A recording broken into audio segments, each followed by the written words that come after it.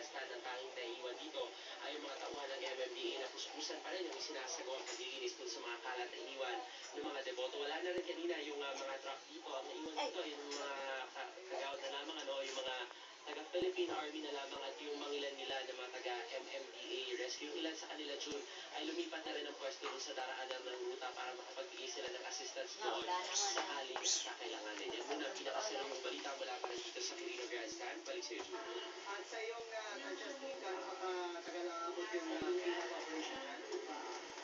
Tayo. So, sinasabi sa atin, June, ng MMDA ay sa buong maghapon malilinis naman nila itong Quirino Grandstand. Ang sistema na ginawa na nila ngayon, kakadaanan ng posisyon, paglagpas ng pinakadulo, yung tail end ng posisyon, ay sinusundan na yan ang paglilinis ng MMDA para nang sa gayon, madali rin malinis yung kalsada. Bukas ay magsasagawa raw sila ng flushing para nang sa gayon yung mga putik-putik na naiwan ay malilinis din ang tuluyan.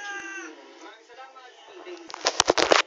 Kahapon pa lang ay umabot na sa 50,000 deboto ang pagkila sa may Quirino Grandstand para nga sa tradisyonal na pahalik sa iling na Nazareno. Sige tayo.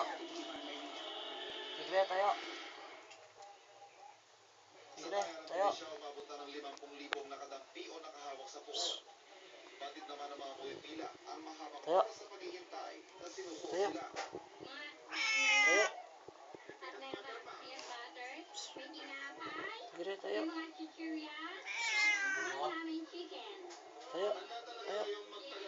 Tayo.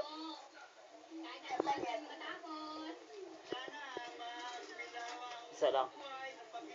Sige na, tayo. Tayo.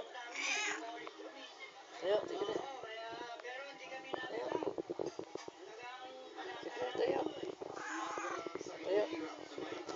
Tayo lang. Tayo. Ganyan lang. Tayo.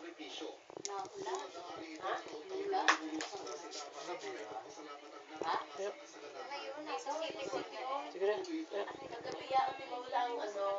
Tayo. Tayo, ganyan lang.